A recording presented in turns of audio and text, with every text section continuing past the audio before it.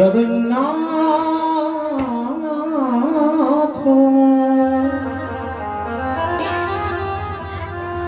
আজ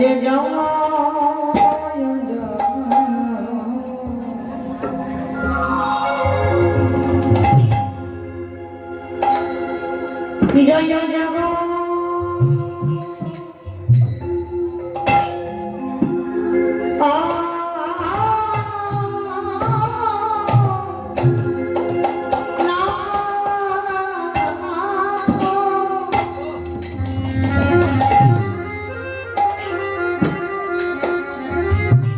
প্রভু আমার সচি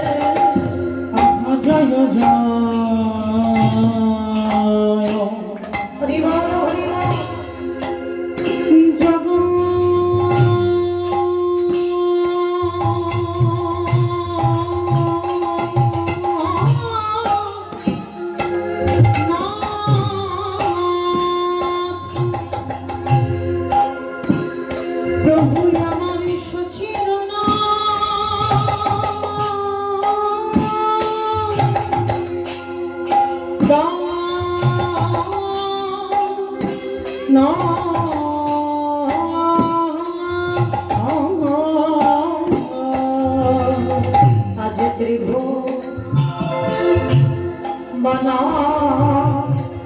করে চলো চলো চলো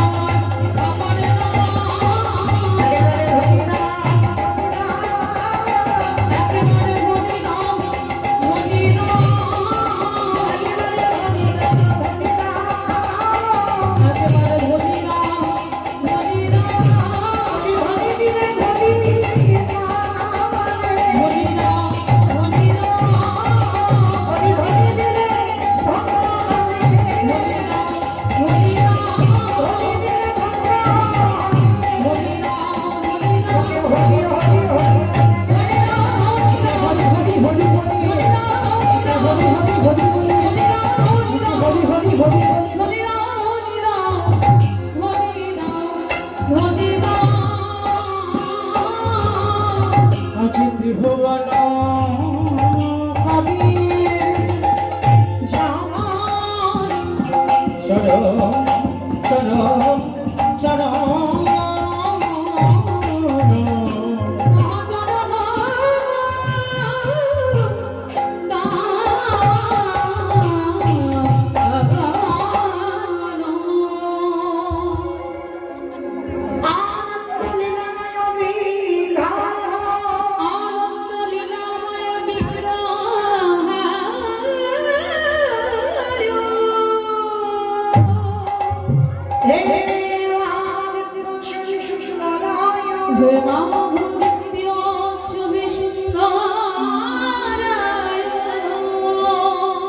তস্মাই মহাপ্রেমরসদায় চৈতন্য চন্দ্রায়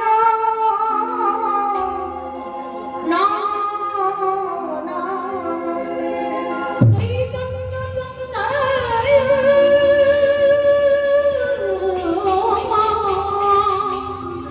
নমো নমস্তে আজ জীবন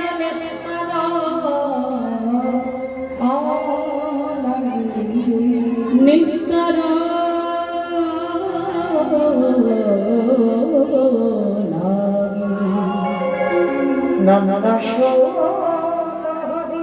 নন্দ সুত আজ ভুবনে প্রকাশ হইল আমাদের গুরুরূপ ধরি এই ভুবনে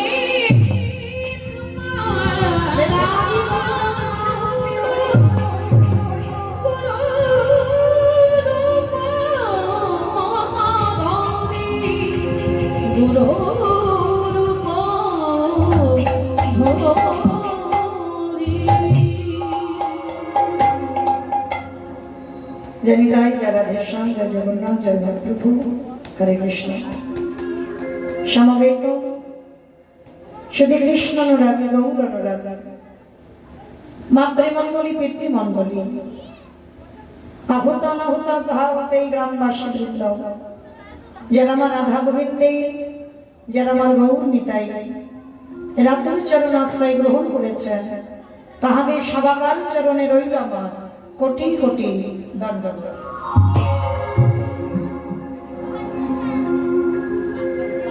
তারপরে জানাই এখানে যত সাধু ব্রাহ্মণ বৈষ্ণব আছে তাহাদের সেই পাদ পদ্মে রইল আমার ভক্তিপূর্ণ দণ্ডবত প্রণাম।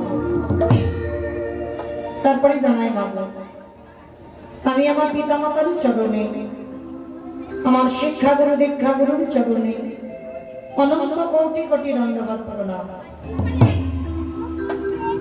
তারপরে বাবা যাদের কথা না বললে সব থেকে বড় ভুল হবে, সব থেকে বড় অপরাধ হবে, যে কমিটি দাদা ভাই ভাইদের বাবা ঠাকুরদের ওই ক্রান্তিক প্রচেষ্টা যাদের উদ্যোগী আজকের এই যে মহতী নাম যজ্ঞানুষ্ঠান কীর্তনের প্রারম্ভে বাবা কীর্তন জগতের সর্বকনিষ্ঠতম কীর্তনিয়া হবে আমি মৌমিতা ঘোষ আমার সম্প্রদায়ের তরফ থেকে কীর্তনের প্রারম্ভে যাদের উদ্যোগী আজকের এই যে অনুষ্ঠান তাদের চরণে জানালাম ভক্তিপূর্ণ দণ্ডবত প্রণাম।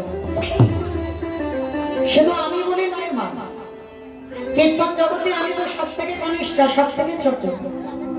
জগতে যত যত কীর্তনিয়া আসুক না কেন প্রত্যেক কীর্তনিয়ার কর্তব্য আগে বাবা কীর্তনটা যাদের উদ্যোগী হয়, যারা ভিক্ষা করে দাঁড়ে দাঁড়ে মাধুকরি করে, যারা কত কটু কথা শুনেও বাবা দাঁড়ে দাঁড়ে চাঁদা নিয়ে এই অনুষ্ঠানের আয়োজন করে, কীর্তনের প্রারম্ভে আমার মনে হয় সবার আগে তাদেরকে প্রণাম দেওয়া উচিত। কেন? তারা বুঝেছে, তারা জেনেছে বাবা যে কোনো অনুষ্ঠান আমরা করি না কেন আগে জানতে হবে এটা কলিযুগ। আর এই কলিযুগে যাগযজ্ঞ নয়, ব্রত পূজা নয়, ধ্যান তপস্যা নয়। কেউ যদি কোনো বার ব্রত না করো, পূজা অর্চনা না করো, ধ্যান তপস্যা না করো, কলিযুগের ভগবান বললেন তাতে অসুবিধা নাই। কিন্তু কলিযুগে তোমাকে একটা পথ বেছে নিতে হবে, হরির নাম হরির নাম হরির নাম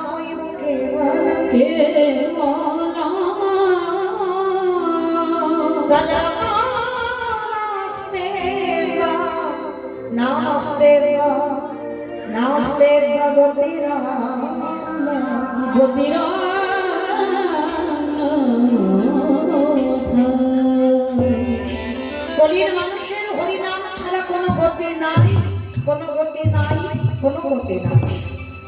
তুমি যে কোনো পূজা অর্পণ করো না কেন, যে কোনো অনুষ্ঠান করো না কেন, কলিযুগে বাবা হরিনামটা তোমাকে করতে হবে।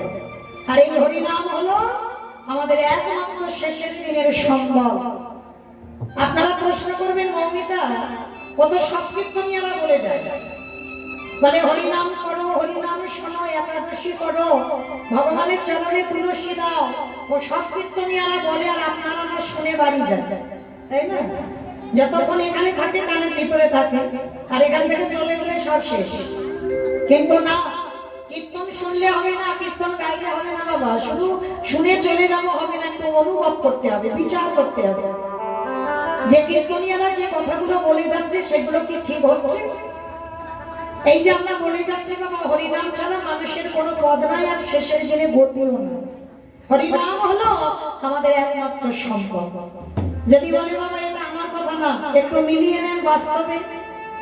হরিনাম যদি তোমার শেষের দিনে সম্বল না হবে, মনে রেখো মা, যে যত ধনী হোক না কেন, যে যত বড় লোক হোক না কেন, যার যত টাকা থাকুক না কেন, যার যত পয়সা থাকুক না কেন, কেউ যদি সারা জীবনটা দিল্লি বম্বেও কাটিয়ে দেয়, কেউ যদি সোনার পালঙ্কে ঘুমায়, টাকার বিছানা করে ঘুমায়, তবু মনে রেখো শেষের দিনে তোমার একমাত্র সম্বল এই হরিনাম। যদি বলো কেন, একটু বিচার করেন, আমি যে কথাগুলো বলবো একটু মিলিয়ে নেবেন বাস্তবে। যতই বলি না কেন, ছেলে আমারে, মেয়ে আমারে, জায়গায় আমারে, জমি আমারে, বিষয় আমার, ওই যতই আমারে আমারে করো না কেন, একেবারে যদি বাঁশি বেজে যায়, পড়ে থাকবে তোমার সরকারি খামার। এসেছো একা, তুমি যাবে একা। শেষের দিনে তুমি কাউকে সঙ্গে আনোনি, সঙ্গে যেমন কাউকে নিয়ে আসনি, তুমি যেদিনে যাবে সেদিন কেউ তোমার সাথে যাবে না। এসেছো একা, যাবে তুমি একা, সাথ দেবে তোমার কর্মফল। কর্ম মানে কি? সারা জীবনে কি কি ভালো ভালো কাজ করেছো, কতবার সাধু সঙ্গ করেছ, কতবার গুরুচরণ আশ্রয় করেছ, কতবার একাদশী করেছ, কতবার কীর্তন আসরে বসেছ, কতবার ভাগবত আসরে বসেছ। এই ভালো ভালো কথাগুলো তোমার সাথ দেবে, আর কেউ তোমার সাথ দেবে না। তবে মাইরা একটা গ্যারান্টি আমি দিতে পারি, একজন তোমার সাথ দেবে শেষের দিনে। শেষের দিনে একজন তোমার সাথ দেবে, সে কে জানো? জানি না বাবা, আপনাদের এটা বাঁকুড়া তো নাকি? বাঁকুড়া তো? আচ্ছা, জানি না আপনাদের এই বাঁকুড়াতে নিয়ম আছে কিনা, তবে আমার ডায়মন্ড হারবার এলাকায় নিয়ম আছে বাবা। সে যে যত বড় লোক হোক আর গরিব হোক, শেষের দিনে মৃত্যুর পর যার বাড়িতে আছে খুব ভালো, আর যার বাড়িতে নাই দুটো জিনিস ভাড়া করতে হয়, একটা হলো খোল আর একটা হলো ভরতা। আর মানুষ মরে গেলে বাজাতে বাজাতে যায় না, বলো হরি বলো হরি। কি মাইরা আপনাদের গ্রামে হয়তো খোলকর্তার বাজে? কেন বাজাবো? কেন কিসের জন্য বাজাবো? মানুষ মরে গেলে বলে খোলকর্তাল বাজাতে হবে কেন? ঠাকুর বিসর্জন করতে যাচ্ছে, বড় বড় ডিজে বক্স বাজাচ্ছে। কি আপনাদের এই জেলাতে বাজে তো? বিসর্জনের সময় ধুম ধাড়াকা হয় তো? বেশ, আমাদের ওদিকেও হয়। এমন বিসর্জনে বাজবে না তোমার হাত যেন ব্লক হয়ে যাবে। তাহলে ভাইরা এই জায়গাটা একটু বিচার করে দেখে, ঠাকুর বিসর্জন করতে যাচ্ছ, বড় বড় ডিজে বক্স বাজিয়ে যাচ্ছ, নেচে নেচে মাকে ফেলতে যাচ্ছ। আর যেদিন আমাদের দেহ বিসর্জন হবে, পিছনে কি একটা বক্স বাজাতে বাজাতে গেলে হতো না? নিশ্চয়ই হতো। তাহলে হচ্ছে না কেন? এই জায়গায় চৈতন্য মহাপ্রভু শিক্ষা দিলেন, ওরে কলির জীব, পিছনে ভালো করে তাকিয়ে দেখ, এসেছিস খালি হাতে, যাচ্ছিস খালি হাতে, সাত দিচ্ছে কে? এই হরি নামে যাবে আমাদের পছা দেখো,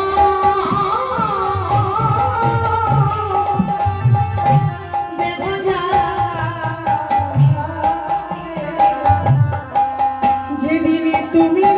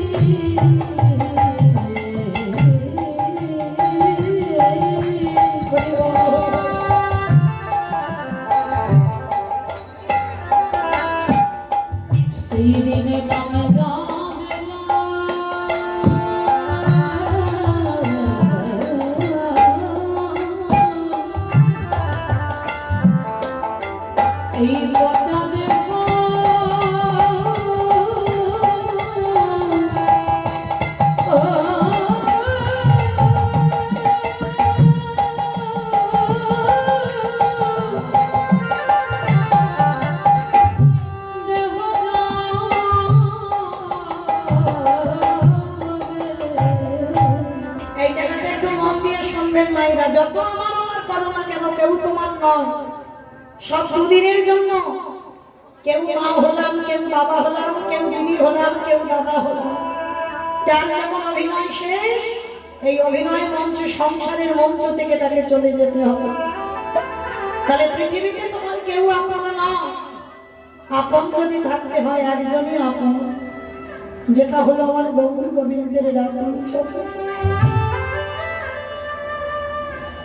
একটা কথা মনে রেখো না, প্রত্যেকের ভালোবাসায় কিছু না কিছু চাওয়া পাওয়া আছে,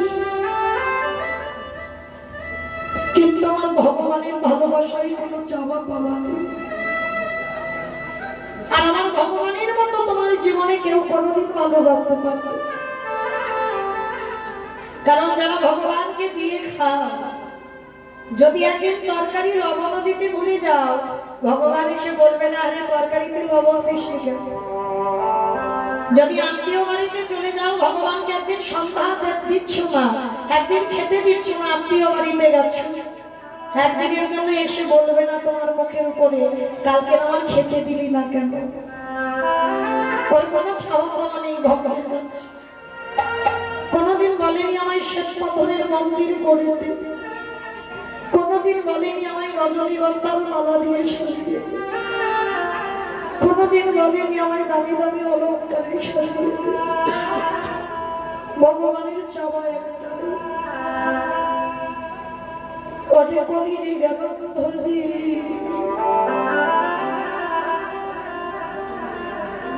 সংসারে করিবি বলে ধরাই গেলি,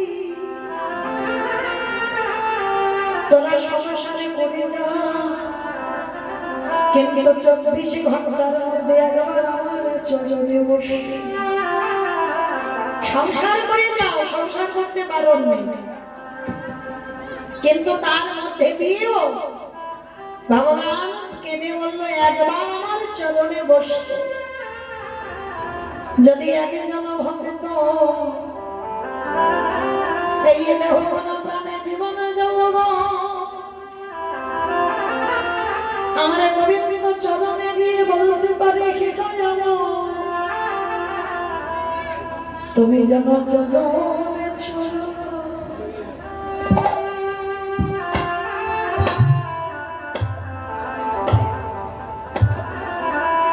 ছাড়া করো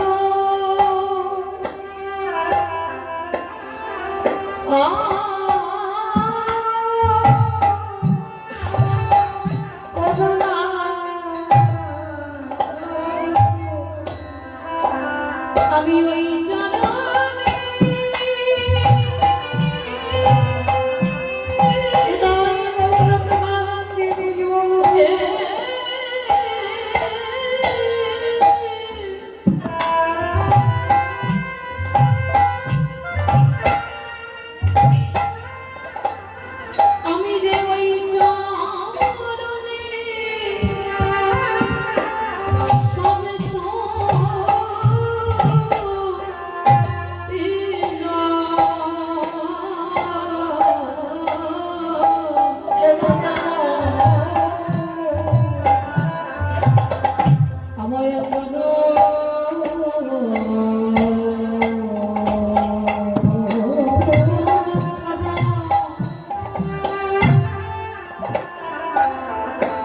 চরণ ছাড়া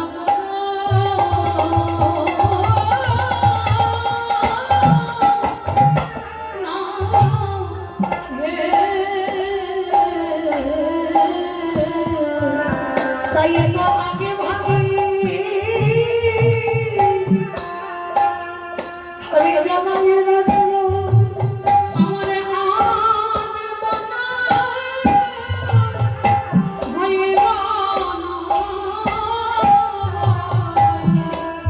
তুমি জানাই আমার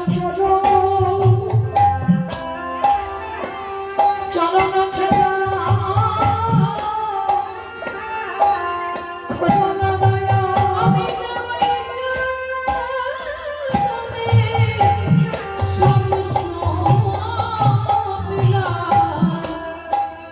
বলি আমার বলতে যা কিছু আছে আমার জাতি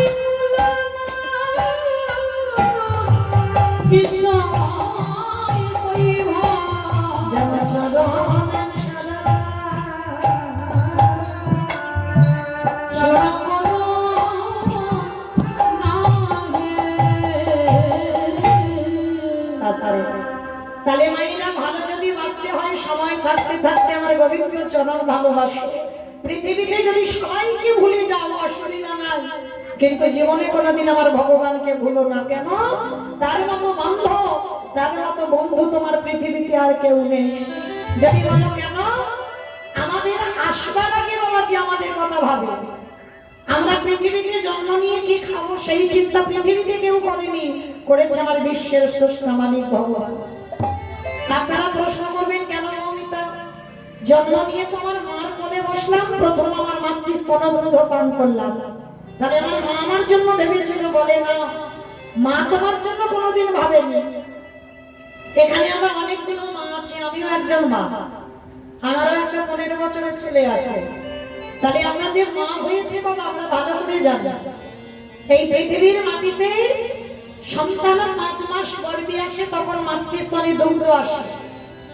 বলো তো মায়েরা, মাকে নিজে নিজে তৈরি করলো? ভালো করে বুঝে উত্তর দিতে হবে। মা করলো নাকি গ্রাম প্রতিবেশীরা কেউ দিয়ে গেল, না আত্মীয় পরিজন দিয়ে গেল? দিয়ে গেল না তো। তাহলে গর্ভে ছেলে 5 মাস, ওটা মা যদি নিজে তৈরি করলো, তাহলে একটা মা গর্ভে সন্তান ধারণের আগে একবার বলে দেখাতে পারে কিনা? অসম্ভব, কোনোদিন পারবে না। তা ভগবান কত করুণাময় দেখো, একদিনের একটা বাচ্চা জন্মগ্রহণ করে কি খাবে, আগে থেকে ভগবান বিচার করে বিবেচনা করে মাতৃস্তনে দুগ্ধটা পাঠিয়ে দিয়েছে। স্তনদুগ্ধটা কিভাবে তৈরি হবে, কতটুকু লবণ, কতটুকু তিতো, কতটুকু ঝাল, কতটুকু টক, কতটুকু মিষ্টি দিলে তবে একটা স্তনদুগ্ধ তৈরি হয়, আজ পর্যন্ত কোনো বৈজ্ঞানিক ভাবে নেই। ভেবেছিল আমার বিশ্বের স্রষ্টা মালিক ভগবান। তাহলে এই পৃথিবীতে সবাইকে ভুলে যাওয়া অসুবিধা না, কিন্তু সারা দিনের মধ্যে 5 মিনিট অন্তত আমার গোবিন্দ চরণে বসে একবার ভগবানকে বলো দয়াময়, সারাদিন সংসারের ঝামেলায় তোমার ডাকবার সুযোগ পাই না, সারাদিনে যে অন্যায় করি অপরাধ করি তুমি নিজ চরণের দাস মনে করে ক্ষমা করে দাও। আর ভগবান বললেন যে ভক্ত এইভাবে ভজন করতে পারে সারা জনম আমি তার দাস হয়ে যায়। তাহলে চলেন মায়ের, আজকে আমরা সেই গুরু গোবিন্দের চরণ আশ্রয় করি। আমরা সবাই যাবো একটুখানির জন্য শ্রীধাম নদিয়া নবদ্বীপ ধাম। কে মাইনা সবাই একটু যাবেন তো নদিয়ায়?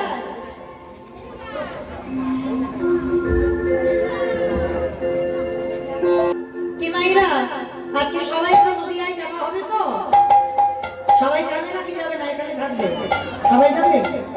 এখন কটা বাজে জানো? এই রাত্রিবেলা যেতে পারবে? স্বামী ছাড়বে না ছেলে বৌমারা ছাড়বে? কেউ ছাড়বে না, এক্ষুনি অনুমতি নিতে হবে, অর্ডার নিতে হবে। তারপর যদি তোমার ওখান থেকে অর্ডার পাস হয় তবে যেতে পারবে নবদ্বীপ। তাও আবার এত রাত্রিবেলা গাড়ি ঘোড়া পাবে কি সন্দেহ? তাহলে মায়েরা নবদ্বীপ যেতে গেলে তোমার ছেলে বৌমা স্বামীর কাছ থেকে অনুমতি নিতে হবে, কিন্তু একজনকে কোনো অনুমতি বা কৈফিয়ত দিতে হয় না। বলো তো সে কে?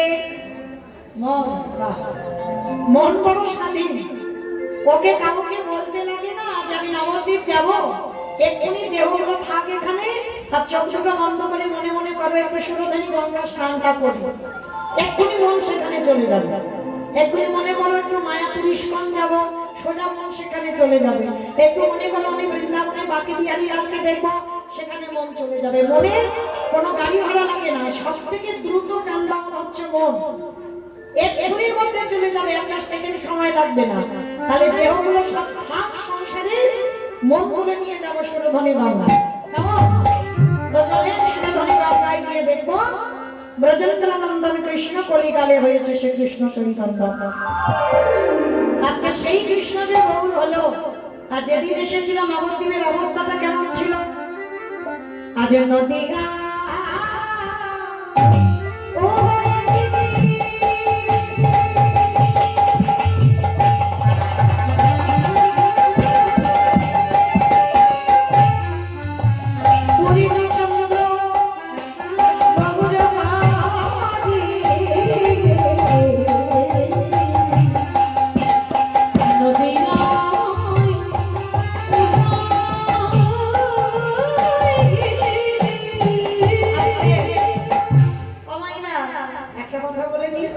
ঝগড়া করতে গেলে প্রথমে করে নেওয়া ভালো, আর মাঝ রাস্তায় গিয়ে যদি ঝগড়া করি তাহলে তো মারামারি বেঁধে যাবে।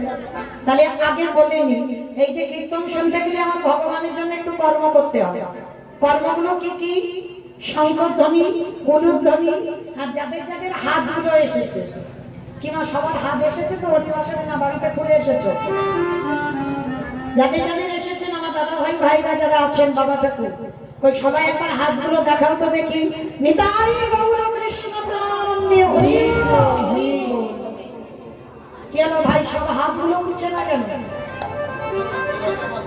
আমার নাম মৌমিতা ঘোষ, আমার পদে পদে দোষ। এসেছি যখন হাত তুলিয়ে তবে যাব। কেমন? কই দেখি মাইরা আর একটু উলুধ্বনি দাও তো দেখি একবার।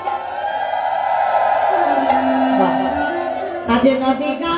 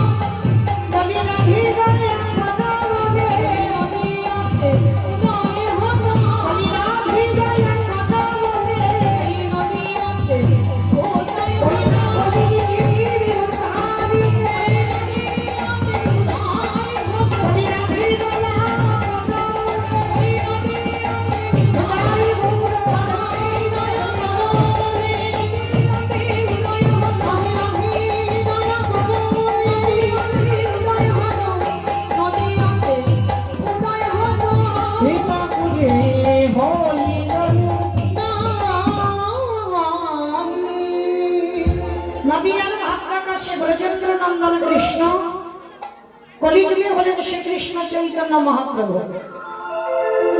সত্যতে নারায়ণ, ত্রেতাতে রামচন্দ্র, দ্বাপরে কৃষ্ণ, কলিতে হলেন গৌরাঙ্গ। তো কৃষ্ণ যে কলিকালী গৌর হলো, মাইরা আসতে আর কোনো কথা নয়। এবার একটু আমি বলি, এবার একটু আপনারা শুনেন, আমি একটু বলবো কেমন? সারা বছর তো অনেক কথা বলেছেন, আমার সঙ্গে কি কথা হয়েছে? হয়নি তো। তাহলে সবে প্রথম দর্শন, তাহলে প্রথম যখন এসেছি এবার একটু আমি বলবো কথা, আপনারা শুনবেন কেমন?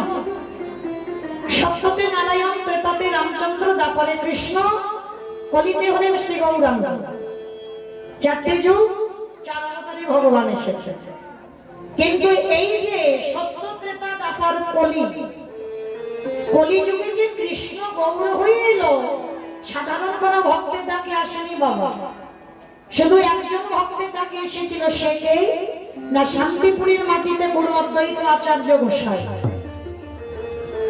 এই অদ্বৈত আচার্য গোসাই বাবা, একটু মনে রাখতে হবে ওই মানুষটার পাওয়ারটা কত। পৃথিবীতে এত ধরনের ভক্ত থাকা সত্ত্বেও একেবারে অদ্বৈত আচার্যের ডাকে আসতে হলো। তাহলে এই অদ্বৈত আচার্য গোসাইটা কে? যার একটা নাম হচ্ছে বাবা মৃত্যুঞ্জয়। আমায়না কেউ বলতে পারবে মৃত্যুঞ্জয় কোন ঠাকুরকে বলে? শিব ঠাকুর। বাহ, আমার মায়েরা অনেক কিছু জানে গো। শিব ঠাকুরকে বলে মৃত্যুঞ্জয়। কেন বলে? সত্য যুগে মরণ হয়নি, ত্রেতা যুগে মরণ হয়নি, দ্বাপর যুগে মরণ হয়নি, মানে একই শিব ঠাকুরই ছিল, ওই জন্য ওনারই নাম মৃত্যুঞ্জয়। আর ওই বাবা ভোলানাথ, ওই বাবা ভোলানাথ তিনি কলিকালের মাটিতে এসেছে, নাভা দেবীর গর্ভে জন্ম নিল কমলাক্ষ। তাহলে তিন যুগে শিব, আর কলিযুগে বাবা শিব নয়, রূপটা পরিবর্তন করেছে। কেন করল?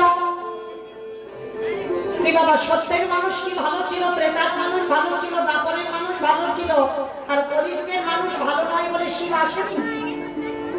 মাইরা একটু মন দিয়ে শুনবেন কেমন? যত আমার শিব ঠাকুরের মাথায় জল ঢালো না কেন, বাবা কলিযুগে শিব ঠাকুর রূপে আসেনি। বাবা এসেছে অদ্বৈত আচার্য গোসাই রূপে। এই অদ্বৈত আচার্য গোসাই চেনো তো? জানো? ভেবো না তোমাদের গ্রামে একজন কেউ। ওই পঞ্চতত্ত্ব ছবি যাদের বাড়িতে আছে দেখবেন, শ্রীকৃষ্ণ চৈতন্য, প্রভু নিত্যানন্দ, শ্রী অদ্বৈত গদাধর, শ্রীবাস আদি গৌর ভক্তবৃন্দ। মাঝখানে 5 জনে দাঁড়িয়ে আছে না, একটা ছবি দেখেছো? আর মাঝখানে যে ছেলেটা, ওটা তো কলিযুগের ভগবান নিমাই। আর ওই ছেলেটার ডান দিকে দেখবে একটা বয়স্ক লোক দাঁড়িয়ে আছে, চুল গোপ দাড়িগুলো সব পেকে সাদা। কেন না, চৈতন্য মহাপ্রভুর থেকে 52 বছরের বড়, মানে 1-2 দিনের বড় নয়, 52 বছরের বড়। তা যিনি 52 বছরের বড় হয়, তার তো চুল গোপ দাড়িগুলো পেকে যাবে। আর ইনি হলেন সেই সত্য, ত্রেতা, দ্বাপরের শিব ঠাকুর। কিন্তু প্রশ্ন আমাদের এক জায়গায়, 3 যুগে বাবা শিব হলো, কলিযুগে কেন শিব হচ্ছে না? এই কেন কথা জানতে গেলে বাবা একটু সবাইকে যেতে হবে আমাদের মহাভারত। এই মহাভারতে গেলে আমরা প্রশ্নের উত্তরটা পাবো, কেন, কিসের জন্য শিব ঠাকুর অদ্বৈত হলো, শিব রূপ ধারণ করে এলো না। তাহলে চলেন মায়েরা একটু শান্তভাবে আমরা একটু ঘটনাটা শুনবো, কেন এলো না বাবা কলিযুগের শিব রূপে। তাহলে চলুন আমরা মহাভারতে একবার গিয়ে জানবো। যুধিষ্ঠির মহারাজ করেছিল রাজস্বী যজ্ঞ। আর এই রাজস্বী যজ্ঞে বাবা ভগবান কৃষ্ণ দাঁড়িয়ে থেকে সবাইকে দায়িত্ব বুঝিয়ে দিয়েছিল। কি মাইরা একা একা যজ্ঞ করা যায়? এই যে আমার কমিটি ভাইরা কীর্তনটা দিচ্ছে, যে কোনো অনুষ্ঠানে হোক, একা একা দ্বারা কি বাবা কীর্তন চালানো বা একটা অনুষ্ঠান চালানো সম্ভব? অনেককে সহযোগিতা চাই, অনেককে একত্রিত হতে হবে, তবে একটা অনুষ্ঠান হয়। আপনারা বলবেন মৌমিতা কেন ব্যক্তিগত কীর্তন, ব্যক্তিগত অনুষ্ঠান হয়? বলে না হয়, অর্থ একজন দেয়, কিন্তু বাবা শ্রম গ্রামের অনেক বন্ধু বান্ধবকে দিতে হয়। একটা অনুষ্ঠান একা একার দ্বারা অসম্ভব। তো মহাভারতে যুধিষ্ঠির মহারাজ করল রাজস্বী যজ্ঞ, আর সেই যজ্ঞে বাবা ভগবান কৃষ্ণ নিজে সবাইকে দায়িত্ব দিয়েছিল। আর যুধিষ্ঠির মহারাজ বলেছিল, কৃষ্ণ কৃষ্ণ তুমি তো সবাইকে দায়িত্ব দিচ্ছ, তুমি নিজে কোনো দায়িত্ব নেবে না। ভগবান আমার বড় জোর করে বলেছিল, জানো দাদা, আমি তো সবাইকে একটা করে কাজ দিয়েছি, কিন্তু আমি আমার জন্য আলাদা করে দুটো কাজ ফেলে রেখেছি। সে কি? সবাইকে একটা করে কাজ, আর তুমি তোমার বেলা দুটো কাজ। আচ্ছা কৃষ্ণ, তুমি কি এমন কাজ করেছো, কি এমন কাজ নিয়েছো যার জন্য তোমার ঘাড়ে দুটো কাজ পড়েছে? ভগবান মৃদু হেসে বলেছিল, জানো দাদা, দাও দাও দিলে ভালো হবে।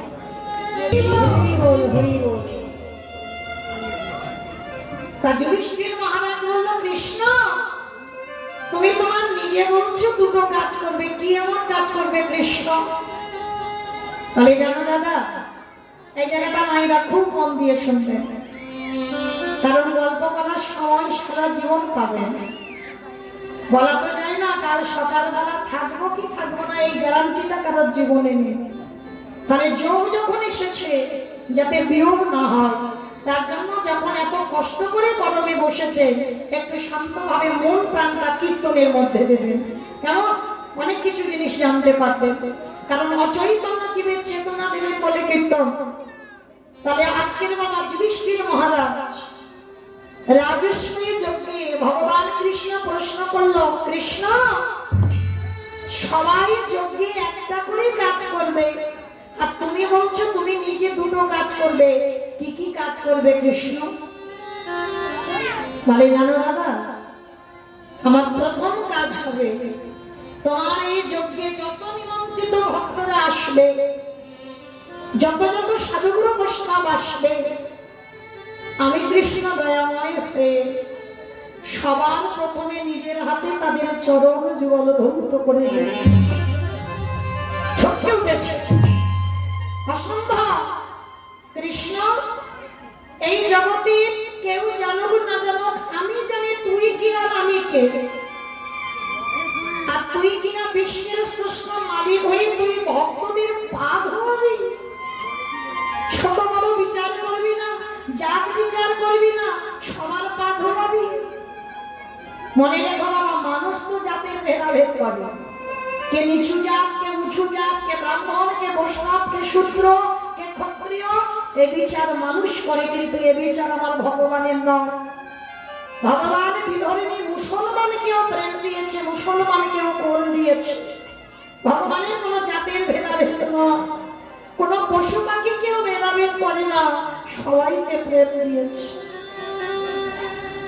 তাহলে সেই ভগবান যুধিষ্ঠির মহারাজকে বলছে, দাদা আমি যজ্ঞে প্রথম কাজ করব, যারা যারা দরজা দিয়ে যজ্ঞে আসবে, আমি নিজের হাতের দরজার ধারে দাঁড়িয়ে সবার দুটো পা ধৌত করে দেব।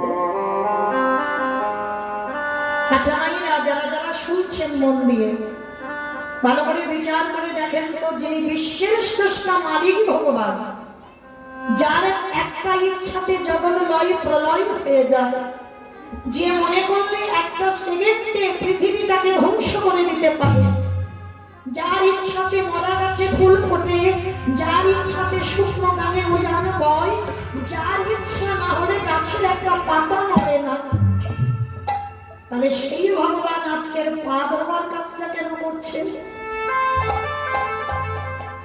ভগবান পা ধোয়াচ্ছে কেন গো? নিজে আচরণে ধর্ম জীবের শেখায়, নিজে না করলে ধর্ম জীবকে শেখানো না যায়। আগে বাবা যে শিক্ষার জায়গায় দাঁড়ায়, আগে তার আচরণ ঠিক করতে হবে। এই যে আমি কৃষ্ণ কথা বলছি, যদি আমার আচরণ ঠিক না হয়, তাহলে বাবা আমার মুখ থেকে হরি কথা শুনে কি কিছু কাজ হবে বলে মনে হয়? আগে আমার আচরণ ঠিক করতে হবে। আমি যদি সাধুগুরু বৈষ্ণব দেখলে নত হতে না জানি, আমি যদি আমার পিতা মাতাকে শ্রদ্ধা ভক্তি করতে না জানি, আমি যদি গুরুজনদের সম্মান দিতে না জানি, তাহলে আমার কথা শুনে বাবা কারোর জীবনে চৈতন্য হবে না। তাহলে যারা যারা শিক্ষার জায়গায় দাঁড়ায় আগে বাবা তাদের নিজেদের আচরণ ঠিক করতে হবে। তাই তো কৃষ্ণ দয়াময় রাজস্বাই যুগে পা ধোয়াচ্ছে। কেন ধোয়াচ্ছে জানো? আপনাদের আমাদের শিক্ষা দেওয়ার জন্য। কি শিক্ষা?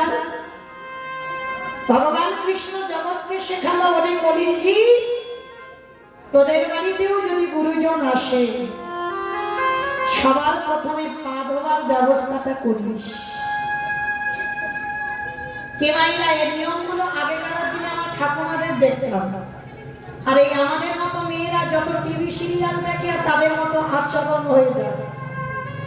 কিন্তু চরণ ধরে বলে যাচ্ছি মা, যদি কারোর কোনোদিন এই মৌমিতার কথা মনে থাকে, এটা তো আমি বলছি না, আমার কথা নয়, শাস্ত্র বিধান দিচ্ছে।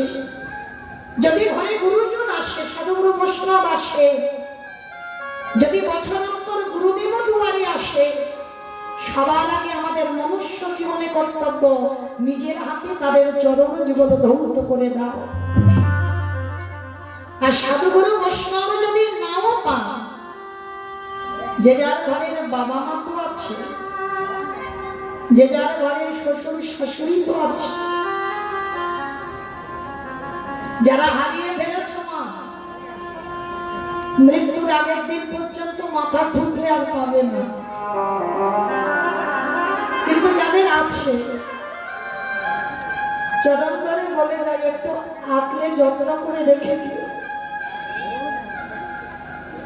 ওই মূল্যবান দুটো চরণ চলে গেলে আর কোনদিন পাবে না। কেন বললাম মূল্যবান চরণ? এটা আমার কথা নয়। ভাগবতে ভগবান কৃষ্ণ সুদামাকে বলেছিল, সুদামা এই পৃথিবীতে সব থেকে বড় গুরু হলো যে যার ঘরের বাবা মা, তারপরে গুরু হলো শিক্ষা গুরু, দীক্ষা গুরু, তারপরে গুরু হলাম আমি ভগবান। কই ভগবান তো একবারও নিজে জাহির করে বলেনি আমি বড় গুরু।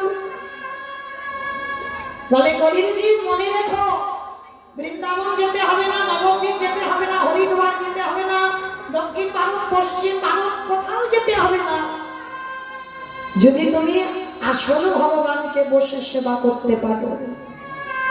আর এই আসল ভগবান হলেন বাবা যে যার ঘরের পিতা মাতা বা শ্বশুর শাশুড়ি। মনে করে দেখো তো, যে একদিন নিজে না খেয়ে তোমাকে হাতে তুলে খাইয়েছি, আমাদের কি মনুষ্য জীবনে কর্তব্য নয়? বছরান্তর একবার যেমন ভগবানকে বছরে সেবা পূজা দাও, ঠিক সেইভাবে বাবা মাকে সিংহাসনে বসিয়ে নিজের হাতে দুটো চরণ যুগল ধৌত করে, নিজের হাতে গলায় মালা দিয়ে বৎসরে একবার বাবা মাকে নিজের হাতে একটু খাইয়ে দিন। ভগবান বললেন সেই ভক্ত যদি আমাকে ডাকতেও ভুলে যায়, আমি সারা জীবন সেই ভক্তের দরজায় বন্দী হয়ে যাই।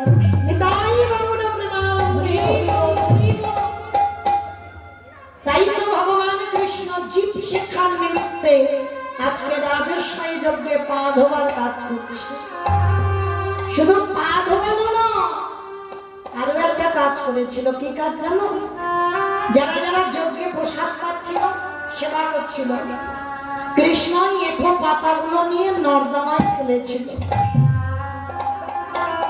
অনেক অনেক ভক্তরা আছে বাবা, আমরা একটু এঁঠো পাতা তুলতে ঘৃণা বোধ করি। আবার যদি এঁঠো ঘাটাঘাটি করি, তাড়াতাড়ি করে স্নানটা করতে হবে, কেন পরিষ্কার হতে হবে। কিন্তু না, কৃষ্ণ দয়াময় রাজস্বাই যজ্ঞে এই কাজটা করেছিল, পাতা গুড়ানো। শুধু পাতা গুড়ানো না, আরো একটা কাজ করেছিল। কি কাজ জানো?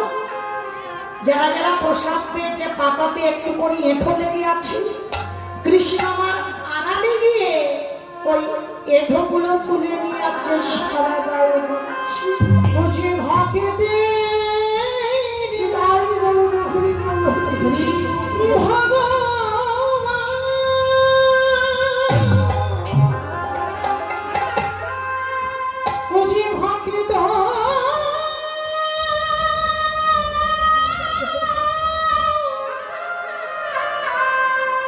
ভক্ত ছাড়া কিছু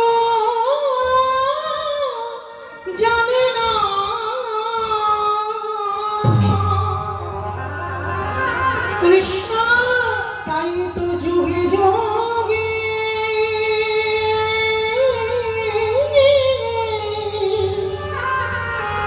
ওই ভক্তের কাছে ছুটে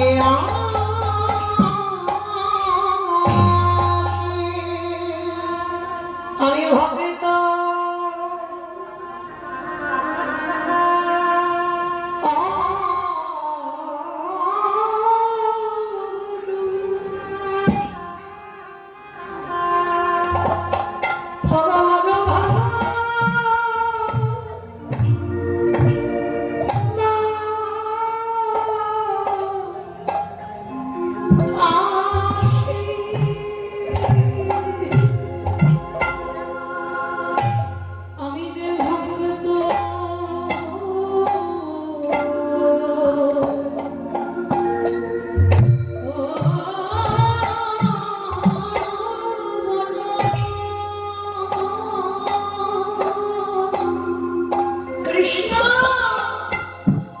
বড় ভালো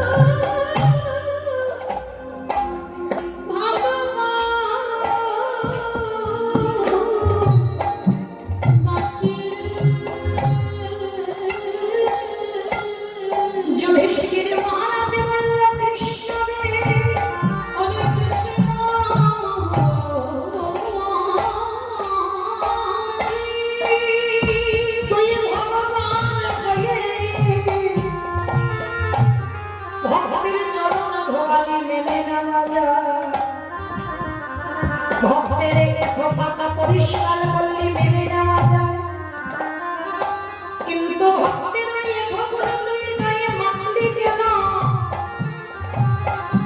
ভগবান করো জোর করে বললেন, দাদা তো এ যে হলো আমার করো। সে কি কৃষ্ণ তুই আমার পাপ করিস? ভগবান বলছে আমি পাপ করি না, সবাই পাপ করে, সবারই বিচার আমি করি। আর ভগবান বলছে যে বিচারক হয় সে যদি পাপ করে বাবা তার বিচার করবে কে? ভগবান বললেন আমার বিচার কাউকে করতে লাগে না, আমি নিজে নিজেই করে দিই। তার যুধিষ্ঠির মহারাজ বলছে কৃষ্ণ তা তুই নিজেকে বলছিস পাপী, তা কি এমন পাপ করেছিস? বলে জানো দাদা আমি যে পাপটা করেছিলাম, পাপটা আমি এই দ্বাপর যুগে কৃষ্ণ অবতারে করিনি, করেছিলাম আমি ওই ত্রেতা যুগে রঘুপতি রামচন্দ্র অবতারে।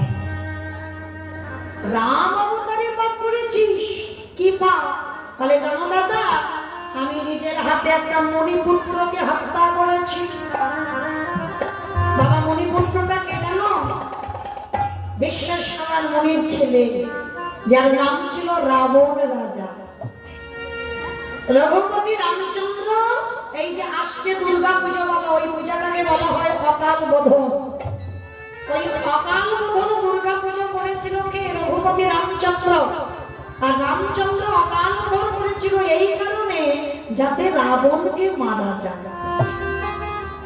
তাহলে রাবণের মতো ব্যক্তিকে রামচন্দ্র মেরে রামচন্দ্রের মাথা থেকে পায়ের নখ পর্যন্ত পাপী হয়ে গেল।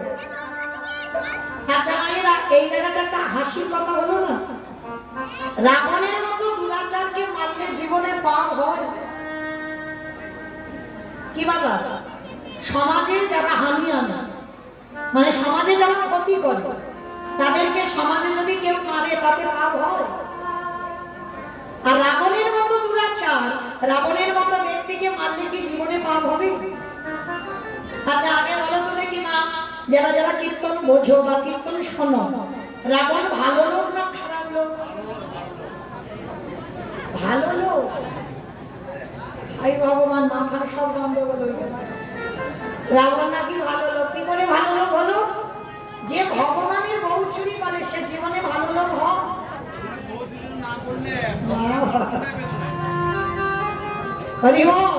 এখানে এতজন ভক্ত আছে বাবা, ভক্ত দু রকমের আছে, একটা অন্তর জগতের, একটা বহির জগতে। যারা বাইরে থেকে কীর্তন শুনছে তারা বাবা ওইটাই দেখলো যে রাবণ সীতামাকে চুরি করে নিয়ে গেল। কিন্তু মনে রেখো, কীর্তন শুনতে গেলে তলিয়ে ভাবার নাম হলো তত্ত্ব, ভিতরে যেতে হবে। নারকেল দেখেছে? নারকেল খেতে গেলে বাবা কত ভিতরে যেতে হবে, তবে নারকেলের স্বাদটা পাওয়া যাবে। কীর্তন বস্তুটা ঠিক এমনই, কীর্তন শুনতে শুনতে যে যত গভীরে যেতে পারবে তত বাবা কীর্তনের রস পাওয়া যাবে। রাবণ যারা যারা আমরা বলি খারাপ, ভুল কথা। রাবণের একটা নয় দুটো নয়, কটা বউ ছিল জানো? 10,000। লঙ্কার রাজা রাবণ, সোনার লঙ্কা। তাহলে যার 10,000 বউ ছিল, তাহলে কি মা তার একটা ঘর কি ফাঁকা পড়েছিল না? নিশ্চয় ছিল। তার কি গুনে গুনে 10,000 বউ বলে কি 10,000 ঘর ছিল? নিশ্চয় আরো ঘর ছিল। তাহলে সীতামাকে নিয়ে বাবা যদি ভোগ করার ইচ্ছা থাকবে, তাহলে সীতামাকে নিয়ে রাখলো কোথায়?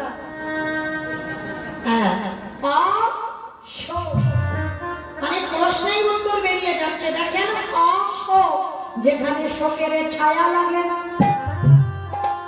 সেইখানে সীতামাকে বন্দী করে রাখল। মনে রাখতে হবে বাবা, নারী ভোগের নয়। কেউ যদি মনে করে নারী শুধু ভোগের সম্পদ, ভুল ভাববে। নারী হচ্ছে সাধনা, নারী হচ্ছে আরাধনা, নারী হচ্ছে ভজনা। যে যেমন ভাবে নেবে। নারী যদি সাধনার বস্তু না হতো, সেই বিল্লমঙ্গল পতিতার চরণ ভজন করে গোবিন্দ চরণ পেয়েছে। একজন পতিতার চরণ ভজন করে চিন্তামণির চরণ ভজন করল, চণ্ডী ঠাকুর রানী রজকিনীর চরণ ভজন করে কৃষ্ণ কৃপা পেল, জয়দেব গোস্বামী মা পদ্মাবতীর চরণে সেবা করে আমার রাধা মাধবের কৃপা পেল। তাহলে নারী যেদিন অসুরীদের অত্যাচারে দেবতারা স্বর্গ ছাড়ে, নারী দশভুজা দুর্গা যদি 10 হাতে না সামলাতো, তাহলে দেবতারা যেত কোথায়? দেবতাদের তেজ দিয়ে পুরুষ সৃষ্টি করেনি, করেছিল নারীর সৃষ্টি।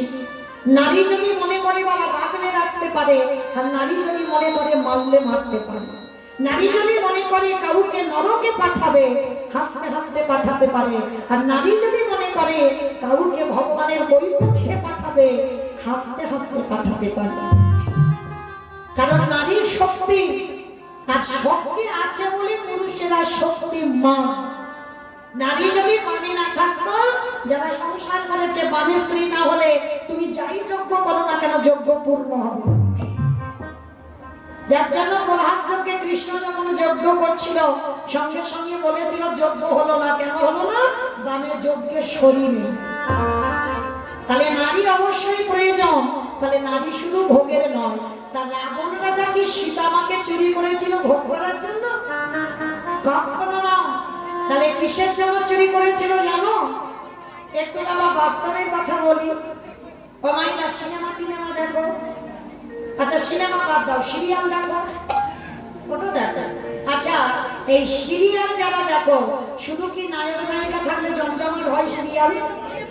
না, সিরিয়াল দেখতে গেলে একটা বাবা ভিলেন প্রয়োজন।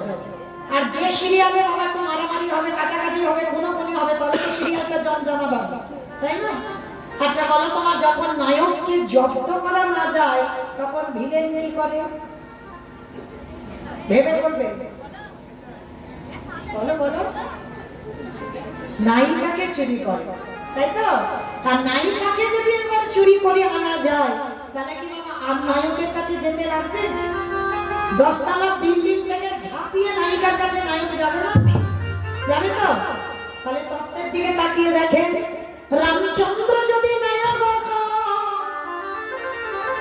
আরে সীতামা যদি নায়িকা হয়, আরে রাবণ রাজা যদি ভিলেন হয়, কিছুতে তো নায়ককে জব্দ করা যাচ্ছে না। এইবার ভেবে চিন্তে ভিলেন কি করেছে? নায়িকাকে চুরি করেছে।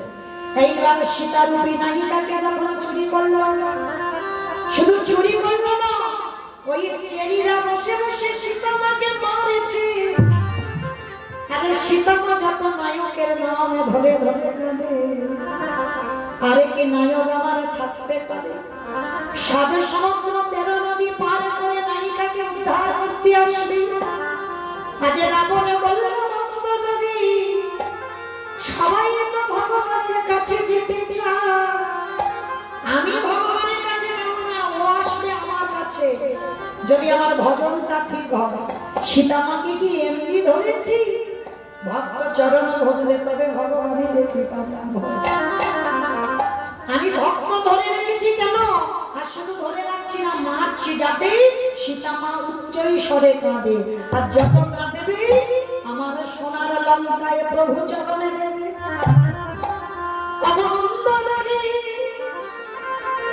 যেদিন আমার প্রভু সীতামাকে উদ্ধার করবার জন্য লঙ্কায় আসবে, সেদিনে যদি আমার রাজ্যে খরা দেখা দেয়। খরা মানে কি বাবা? মানে জল সব শুকিয়ে গেছে, খাল বিল কুয়ো কোথাও জল নেই, মানে গ্রামেতে জলই পাওয়া যাচ্ছে না। সেই দিনে যদি রাম আসে, রাবণ বলছে, মন্দোদরী, কেঁদে কেঁদে চোখের জলগুলো যেখানে সেখানে অপচয় করছো, করো না। আমি কাঁদি না কেন জানো? জলটা ধরে রেখেছি, যেদিন আমার প্রভু সীতামাকে উদ্ধার করতে আসবে, সেদিন আমি কি করবো জানো? আমার চোখের জলে চাচা চাদর ভবানী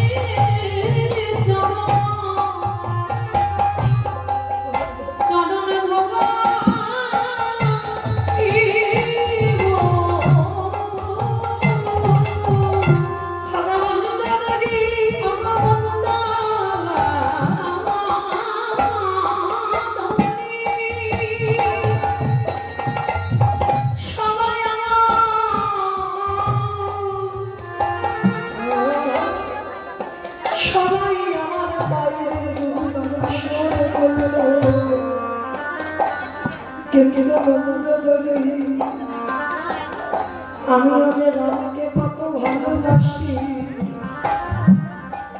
এই জগতে কেউ বুঝলো না, কেউ জানলো না। মন্দোদরী গো, যেদিন আমার প্রভু আমার লঙ্কায় আসবে, সেদিন আমার দায়িত্ব করা সীতা আমার প্রভু রাম আমার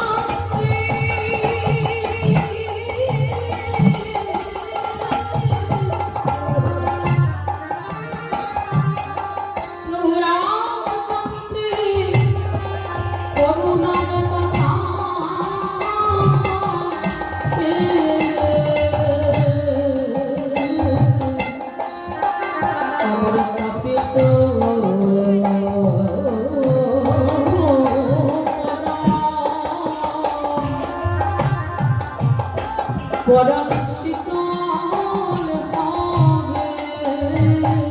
আস্তে।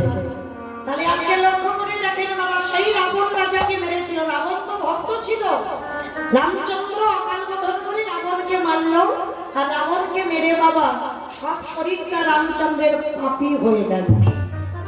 আর সেই পাপ ধুচ্ছে কবে না যুধিষ্ঠির রাজস্বয় যজ্ঞে। বাবা ঠাকুর যেখান থেকে গিয়েছিলাম আবার সেখানে ফিরে এলাম, মনে পড়ছে তো? তাহলে রাম অবতারে পাপ করেছিল, কৃষ্ণ অবতারে সেই পাপটা খণ্ডন করছে। আজকে যুধিষ্ঠির যজ্ঞে পা ধোয়ার কাজটা নিয়েছে।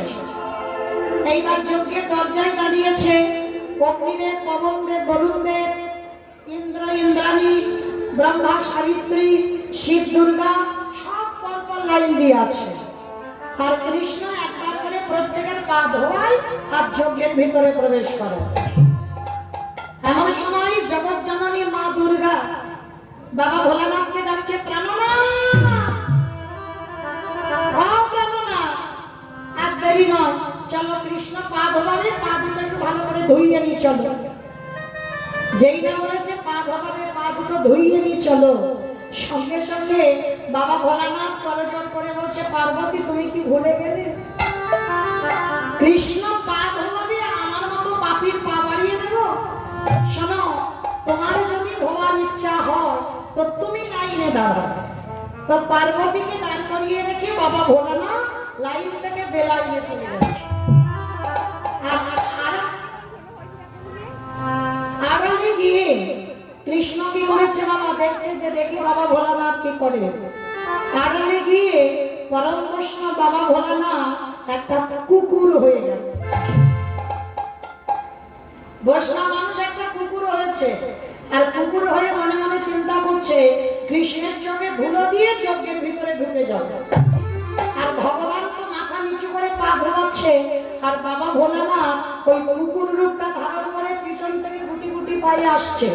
আর কৃষ্ণ নিচু হয়ে আছে, আর পায়ের মাঝখানটা ফাঁকা মতো দেখেছে। আর ভোলানাথ কুকুর হয়ে সবে মাত্র মাথাটাকে, আর যেই না মাথাটা দেওয়া সঙ্গে সঙ্গে কৃষ্ণ তো চালাক কম নয়, একেবারে দুটো হাঁটু নিয়ে কুকুরের কানের কাছে চেপে। তাহলে এইবার দেখ কেমন লাগে। আর যত কানের কাছে চেপে ধরে কুকুর কি করবে? কেন কেন করবে না? বারবার বলছে কৃষ্ণ ছেড়ে দে, কৃষ্ণ ছেড়ে দে, কৃষ্ণ ছেড়ে দে। বলে ছাড়বো বলে ধরি না। হে বৈষ্ণব, হে বৈষ্ণব, হে বৈষ্ণব গোসাই,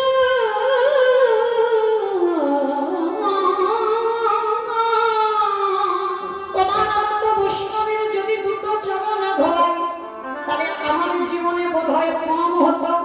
তাই তো তুমি কৃপা করে আমার জন্য আরো এক্সট্রা দুটো জুড়ে দিয়েছো। বুঝতে পেরেছো আমার কথা? শিব ঠাকুরের কটা পা? দুটো পা। আর কুকুরের কটা পা? 4টে পা। ভগবান বলছে তোমার মতো বৈষ্ণবের দুটো পা দেওয়ালে আমার জীবনে কম হতো, ওই জন্য তো তুমি কায়দা করে আমার জন্য আরো এক্সট্রা দুটো জুড়েছো। এবারে রাহুল বাবু চাচা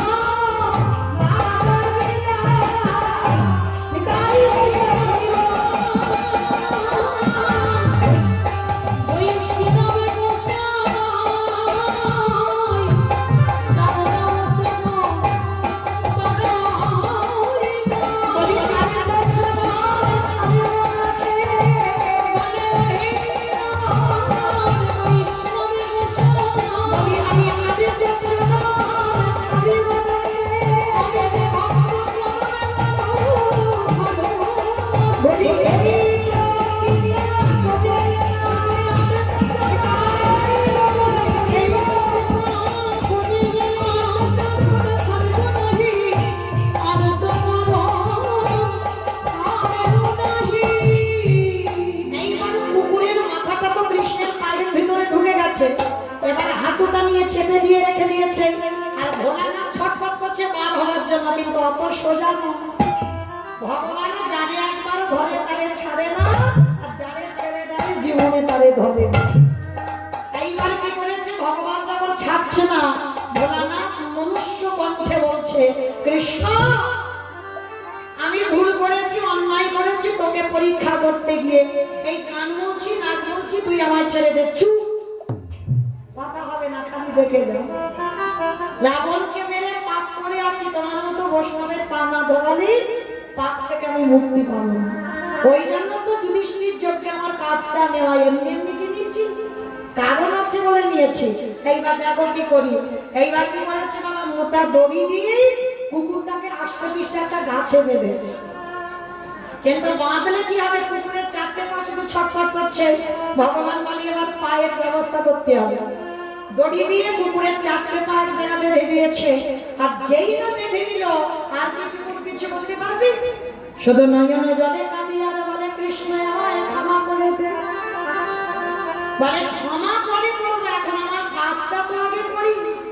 সবার পা ধোয়াচ্ছে ঘটিতে করে জল দিয়ে আর কুকুরের বেলা কি করেছে জানো কৃষ্ণ ভগবান পর্যন্ত বৈষ্ণবকে কোন জায়গায় রেখেছে দেখো কিন্তু বাবা আপনারা আমরা সেই বৈষ্ণবদের পিছনে খুব ধরে ধরে বেড়া নিজেরা পারবো না আবার বলতেও ছাড়বো না কিন্তু না যে যার কর্ম যে যেভাবেই করো তুমি যেন বৈষ্ণব চরণে অপরাধী হও কারণ কার মধ্যে কি লুকানো আছে সেটা তোমার বোঝবার ক্ষমতা তোমার এখন হয় না যার জন্য চরণ ধরে নিবেদন সবার কাছে অপরাধ করো এমন ভগবান বললেন কেউ যদি আমার কাছে অন্যায় করে আমি ক্ষমা করে দিই কিন্তু আমার ভক্ত বৈষ্ণবের চরণে যে অপরাধ করে সেই পাপিষ্ঠকে আমি জীবনে ক্ষমা করি না বৈষ্ণবের দাবিতে যদি হয়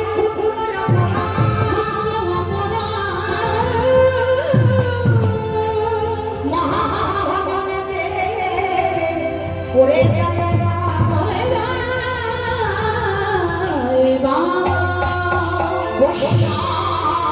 অপরাধের করে গঙ্গা স্নানে যায় অতীত পাবনি ভাবরা নারীতে দেশ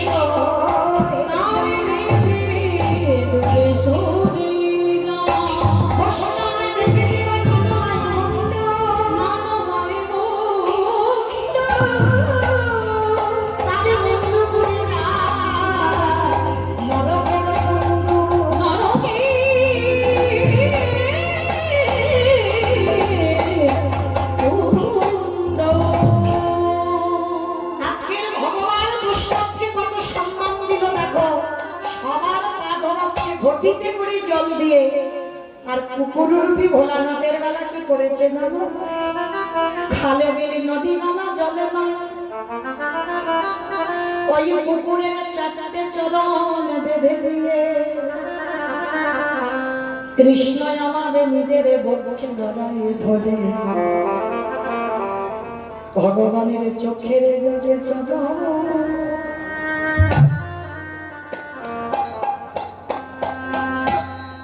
চরণ ধোবা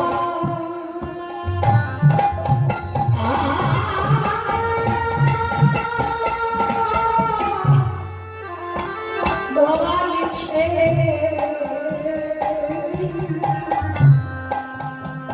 চোখের জলে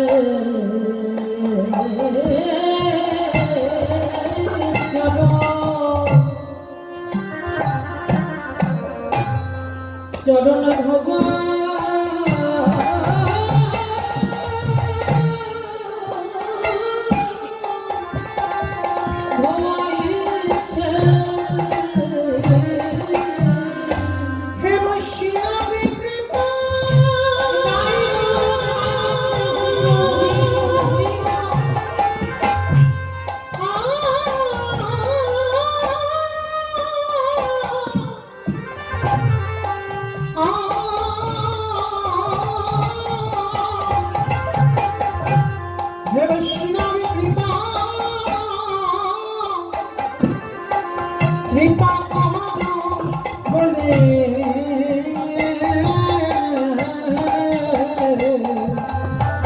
চোখের জলে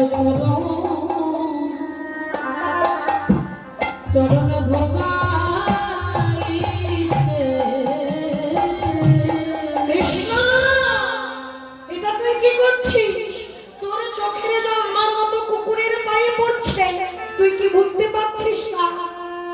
বলে বুঝবার কি আছে, আমি তো এই কাজটা করব বলে রাজস্বাই যজ্ঞে পা ধরার দায়িত্ব নিয়েছি।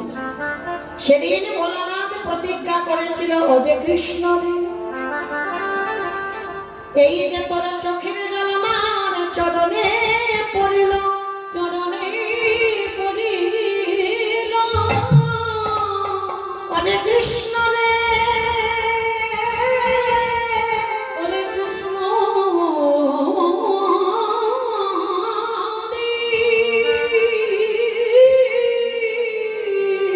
আত কলিকালে আমি আর শিব হব না। কি মাইরা প্রশ্নটা যেটা করেছিলাম সেখানে ফিরছি তো। প্রশ্নটা কি বলেছিলাম? সত্যযুগে শিব, ত্রেতাতে শিব, দ্বাপরে শিব, কলিতে হয়নি। তিনি হয়েছেন অদ্বৈত আচার্য গোসাই। কেন? এই কেনর কথা জানতে গিয়ে বাবা একটু রামায়ণ মহাভারতে যেতে হলো, তবে তো পরিষ্কার করে বুঝতে পারলাম আমরা। সেই রাজস্বাই যজ্ঞে কৃষ্ণের চোখের জল ভোলানাথের চরণে পড়ল বলে ভোলানাথ নিজেকে পাপী বলে মনে করলো। ভোলানাথ বলল, কৃষ্ণ আগত কলিকালে আমি আর শিব হব না। আরে তুই আমার কৃষ্ণ হবি না, তুই হবি নদীর নিমাইচা। নদিয়ার নিমাইচা। আমি 12 বৎসর তুলসী ভাষায় তোকে আহ্বান করব।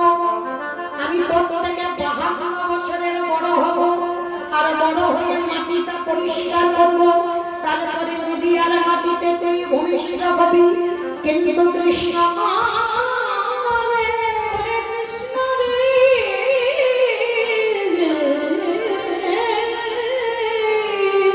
যেদিন তুই নদীয়ায় আসবি, আর যেদিন আমি নাভা দেবীর গর্ভে জন্ম নেব, কমলাক্ষ নাম হবে, দীক্ষা নেবার পরে নাম হবে অদ্বৈত।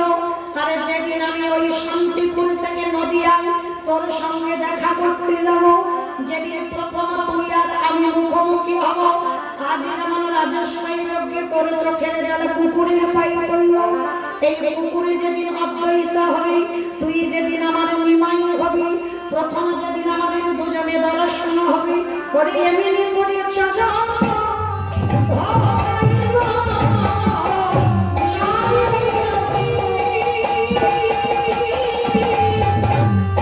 নিমাই হবি, এমনি করে যাব ভগবান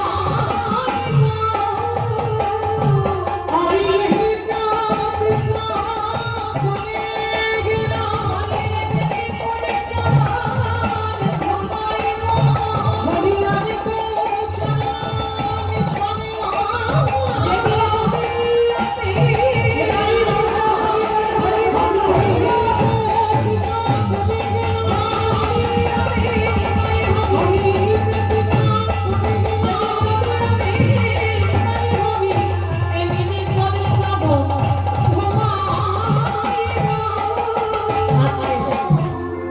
তাহলে ভাইরা পরিষ্কার বোঝা গেল কিসের জন্য শিব ঠাকুর এলো না, রূপটা পরিবর্তন করে দিল। এই রাজস্বাই যজ্ঞ অপরাধটা করে ফেলেছিল বলে আজকে সেই অদ্বৈতর ডাকে কৃষ্ণ গৌর হয়ে এলো। আর এসে কি করছে? কেহ বলে পুরবেতে রাবণ বধিরা, কেহ বলে পুরবিতি, আমার অনুকূল মাঠে মাঠে বলছে না, আর একটু জোরে দিতে হবে, একটু জোরে দাও। কেহ বলে পুরবেতে রাবণ বধিরা, কেহ বলে পুরবিতি, আমার মুরারি পুরা পুরা পুরা মুরারি।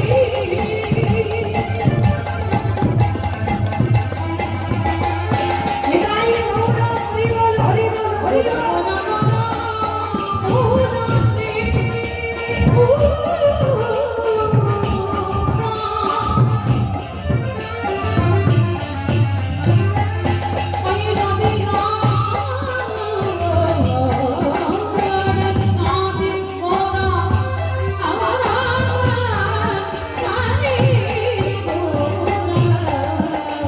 আরে কেহ বলে পুনমেতে রামধিয়া, আজি গোলকের বৈভব লীলা প্রকাশ করিলা, ওই গোলকের ওই অমূল্য আশা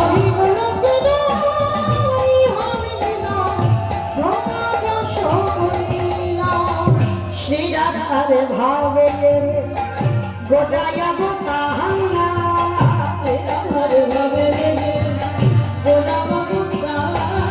আজ সেই রাধারে ভাবে গোটাই অবতাহাঙ্গা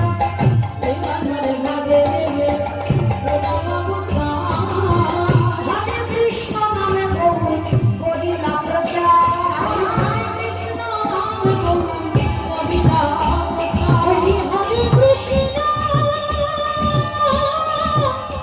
নামে গগনে হরি রাম এইবার লীলা প্রকাশ হলো এইবার লীলা প্রকাশ হলো ভগবানের বৈভব লীলা প্রকাশ করিলা হরি গোলকের বৈভব লীলা প্রকাশ করিলা বাসুদেব ঘোষে পায় কবি জোড়হা ও যে শ্রী কৃষ্ণ